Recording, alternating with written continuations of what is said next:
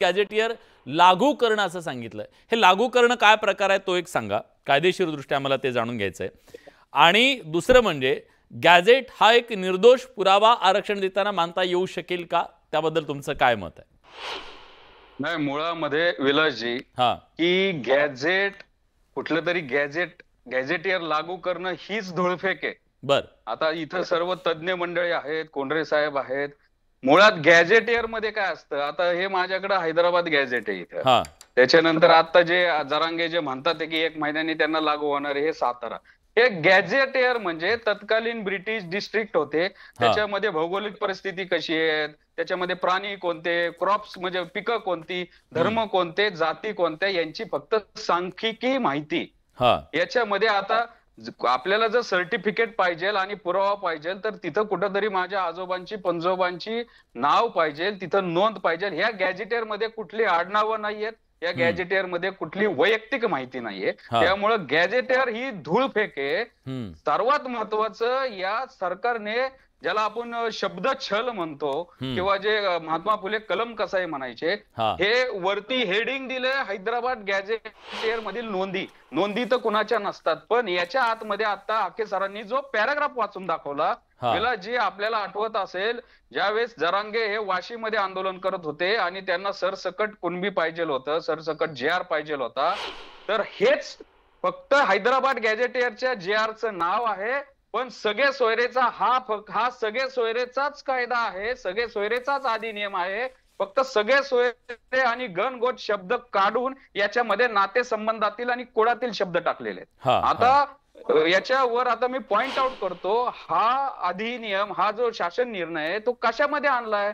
अनुसूचित जाती, अनुसूचित जमाती, विशेष मागासवर्ग, भटके, विमुक्त यांचे जातीचे दाखले देण्याचा आणि व्हॅलिडिटी देण्याचा जो अधिनियम आहे 2000, त्याच्यानंतर सुधारलेला 2012, याच्यामध्ये हे बदल सुचवलेले आहेत। म्हणजे एवढ्या महत्वाच्या कायद्यामध्ये हे ढोबळ शब्द टाकलेत, हे मागच्या सगळे सोयरेच्या वेळेस पण टाकले होते, त्याला 8 लाख हरकती आल्या होत्या, त्यामुळे ते थांबलं। आता सगळ्या सोयरेचं नवीन व्हर्जन, प्रो व्हर्जन शब्दछल करून शेवटचा पॅराग्राफ टाकून ही जी आपण जे काय म्हणतो धूर्तपणा सरकारने केलेला आहे, तो काय आमच्या सारख्याच्या नजरेतनं सुटणार नाही। त्यामुळं इथं या सर्टिफिकेटचा सुळसुळाट होईल पाहिजे त्याला। याच्यात काय लिहिलंय? नातेसंबंध कुणाचे? माझ्या आईचे, माझ्या मावशीचे। फक्त पॅटर्नल साईटनी आपल्याला आपली जी प्रचलित पुरुष प्रधान पद्धती आहे, वडिलांकडून आपल्याला जात येते, आईकडून येत नाही, तर नातेसंबंध आपले सगळ्यांशी असतात। उद्या आंतरधर्मीय आहेत, आंतरजातीय, म्हणजे तुमचं म्हणणं हे कायद्यात बसत नाही?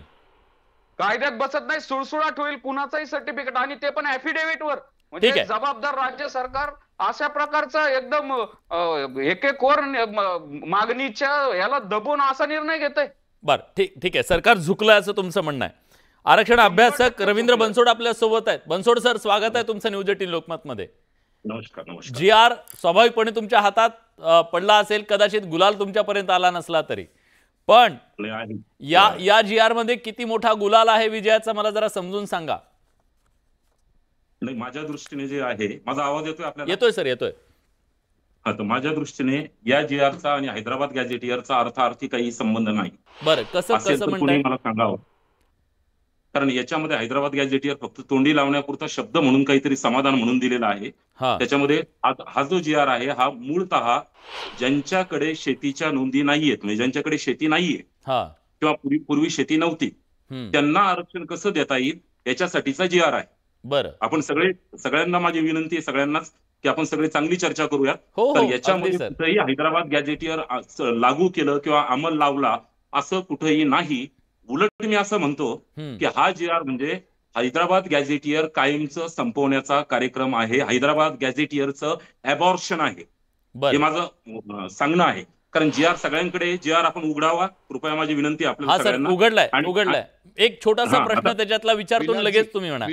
वर जेव्हा म्हटलं हैदराबाद गॅजेटियर मधील नोंदी विचारात घेऊन मराठा समाजाच्या व्यक्तींना कुणबी किंवा मराठा कुणबी किंवा कुणबी मराठा जातीचं प्रमाणपत्र देण्यासाठी कार्यपद्धती विहित करण्याबाबत असं म्हटलंय।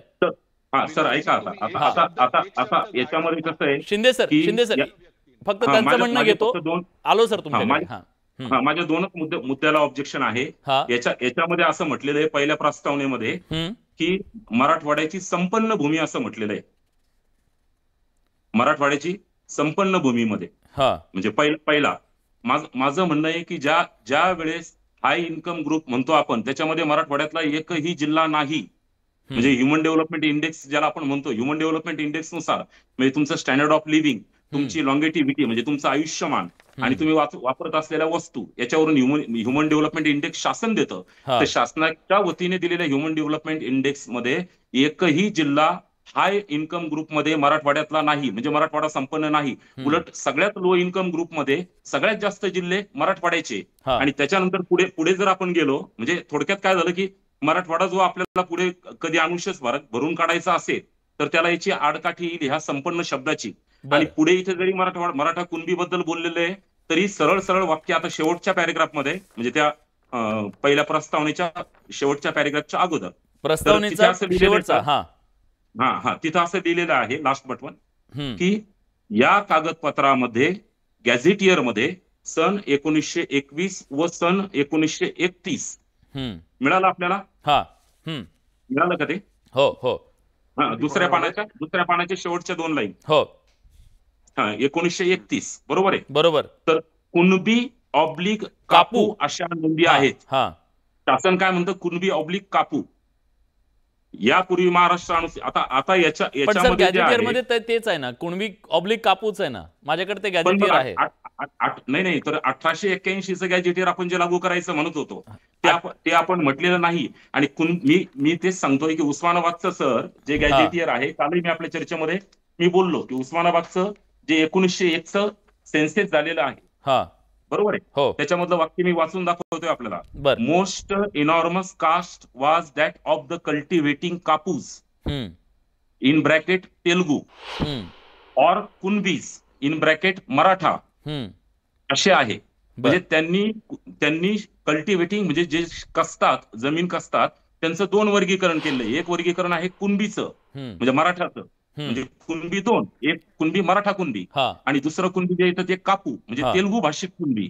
म्हणजे हा जी आर जो आहे याच्यामध्ये असं झालं की मराठा कुणबी बाजूला पडला. मराठा कुणबीचा शब्द पण नाही या जी आर मध्ये आणि कापू ऑब्लिक कुणबी केलेलं आहे. बर कापू ऑब्लिक कुणबी लिहिलेलं आहे.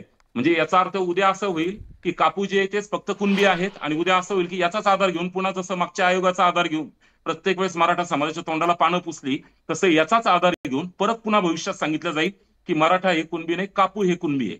हे आणखी एक ऑथेंटिक डॉक्युमेंट शासन तयार करत आहे. म्हणजे भविष्यातल्या पण आरक्षणासाठी आडकाठी ठरेल. इथं कुठेही असं म्हटलेलं नाही की मराठा कुणबी, तिथं कापू ऑब्लिक कुणबी का म्हटलंय? कापूचा इथं संदर्भ आलाच कोणता? काही संदर्भ नव्हता कापूचा, पण विनाकारण कापूचा संदर्भ टाकलेला आहे. बरं, पण माझ्याकडे जे आहे सर 1931 ते 36 हे हैदराबाद माझ्याकडे पण आहे गॅजेटियर जे आहे त्याच्यात कापू ऑब्लिक असं कापू ऑब्लिक कुणबी असंच आहे ना त्याच्यामध्ये. म्हणजे ऐका ना सर, मला तेच म्हणायचंय आपण प्रस्तावना सोडून आपण शासन निर्णय जो आहे तो मेन आहे. ते जे 3 पॅरेग्राफ त्याच्यावर चर्चा केली पाहिजे. नाही बरोबर आहे मंगेशजी आपलं. पण माझं म्हणणं आहे की प्रस्तावनेमध्ये जसं कुणबी ऑब्लिक कापू अशा नोंदी टाकल्या बरोबर आहे, तर ते कुणबी ऑब्लिक कापूपेक्षा ते कुणबीमध्ये कापू होतं आणि कुणबीमध्ये मराठा होतं. मला हे म्हणायचंय ते त्याच्यामध्ये येणं गरजेचं होतं.